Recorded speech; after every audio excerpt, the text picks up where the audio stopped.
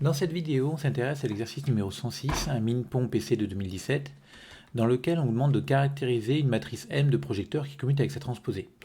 Donc il s'agit de trouver une condition nécessaire et suffisante pour qu'une matrice de projecteurs commute avec sa transposée. Donc du coup, on vous dit qu'on pourrait étudier la matrice A égale MT de M et montrer que ces deux matrices-là ont le même noyau. Donc en gros, qu'est-ce qu'on a dans l'énoncé? Donc on va faire l'analyse d'abord. On considère donc une matrice M telle que M carré égale M parce que c'est une matrice de projecteur, et T de M M égale M T de M parce qu'on a dit que M et T de M commutaient. On va s'intéresser ici, on va poser le produit scalaire canonique sur Mn1 de R, donc qui est défini par x scalaire y égale T de xy. Et donc on va s'intéresser à la matrice A égale MT de M. Alors déjà, on peut remarquer que A au carré, donc ça fait M T de M, M T de M.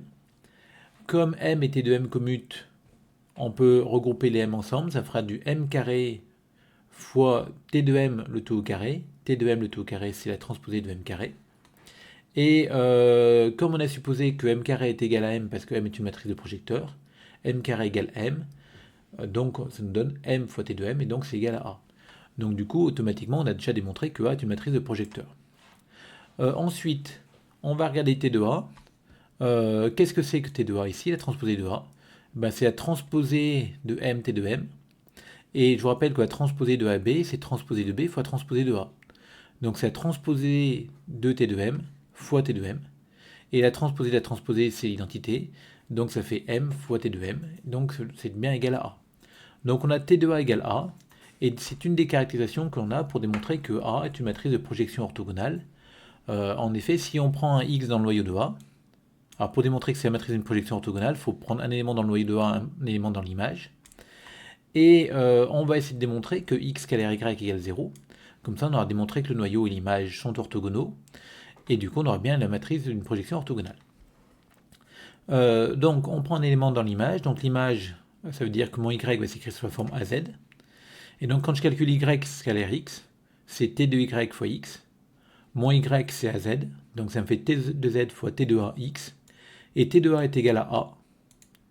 Et je vais calculer mon produit, cette fois-ci en commençant par la fin. Que vaut AX? Ça fait 0. Donc T de Z fois 0, ça fera 0. Et donc on a bien l'orthogonalité entre nos éléments du noyau et de l'image. Donc l'image est orthogonale au noyau. Et donc j'ai bien la matrice d'une projection orthogonale. Alors, projection orthogonale parce que c'est déjà une matrice de projecteur, et orthogonale parce que le noyau et l'image sont orthogonaux. Ensuite, donc maintenant que je connais un peu, si M est une matrice de projection une matrice de projection qui commute avec ses transposées, on a obtenu que A était une matrice de projection orthogonale. Et en fait, on va maintenant démontrer que A est égal à M. Donc pour démontrer que A est égal à M, comme A et M sont des projections, il suffit de démontrer ces deux projections-là ont le même noyau et la même image. Donc on va commencer, comme le propose l'énoncé, à s'intéresser au noyau. Donc on prend un élément du noyau, et on va calculer AX. Donc si on a X qui est dans le noyau de M, que vaut AX? Ben, AX, ça fera M T de M X. Comme M et T de M commutent, ça fait T de M MX.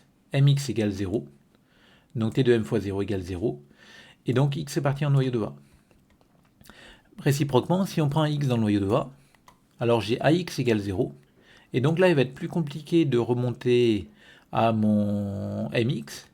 Mais mon AX, ça va s'écrire sous la forme T de M M.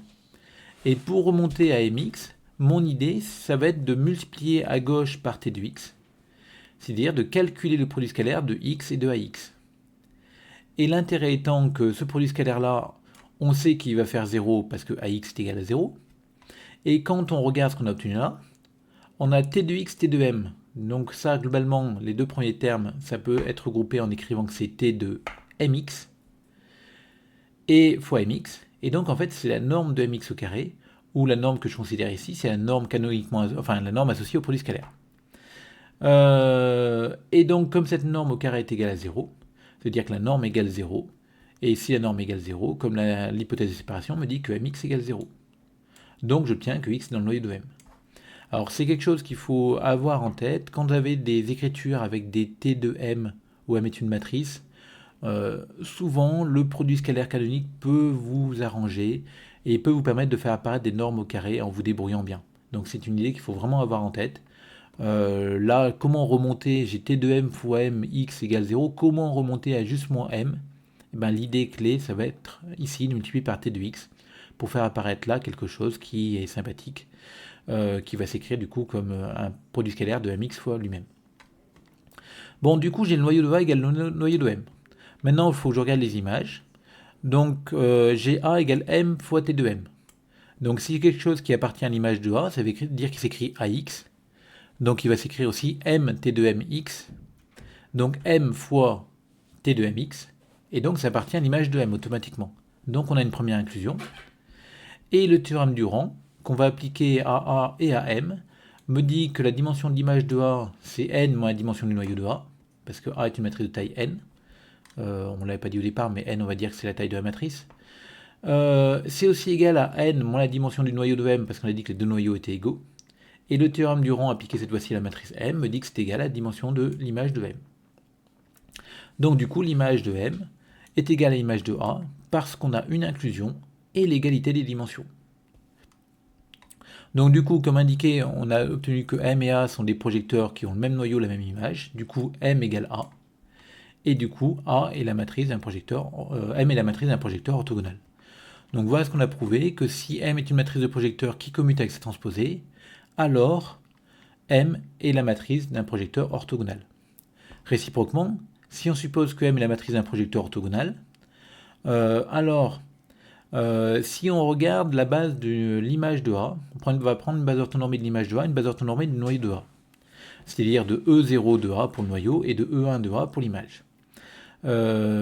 Si on les regroupe, comme ces deux espaces-là, im de m et quart de m sont orthogonaux parce qu'on a dit que c'est la matrice d'un projecteur orthogonal, on va obtenir une base orthonormée de Mn1 de R. Donc la matrice de changement de base P va être orthogonale, et la matrice D diagonale va exister. On va pouvoir écrire M sous la forme P, D, T de P. Et en fait, on sait que le D ici sera une matrice diagonale avec des 0 et des 1.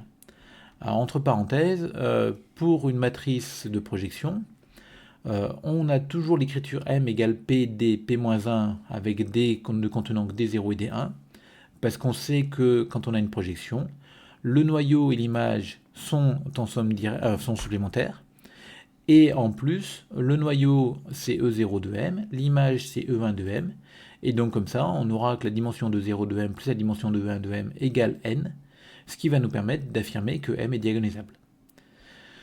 Donc ça, c'est toujours valable, PD, P-1. Le T de P, si on veut avoir le T de P ici, il faudra avoir la matrice d'un projecteur orthogonal. Mais du coup, une fois qu'on a cette écriture-là, eh ben, quand on calcule T de M, donc c'est la transposée de ce truc-là, la transposée de ABC. Donc la transposée de ABC, c'est la transposée de C fois la transposée de B fois la transposée de A. Donc on va retomber là-dessus. Mais comme D est diagonale, sa transposée, c'est elle-même. Et donc on retombe en fait sur M. Donc M et T de M sont égales. Et du coup, M et T de M commutent bien sûr vu qu'elles sont égales. Donc on a bien la réciproque et on a bien ce qu'on voulait. Donc on peut affirmer maintenant que une matrice de projecteur commute avec sa transposée si et seulement si c'est une matrice de projection orthogonale.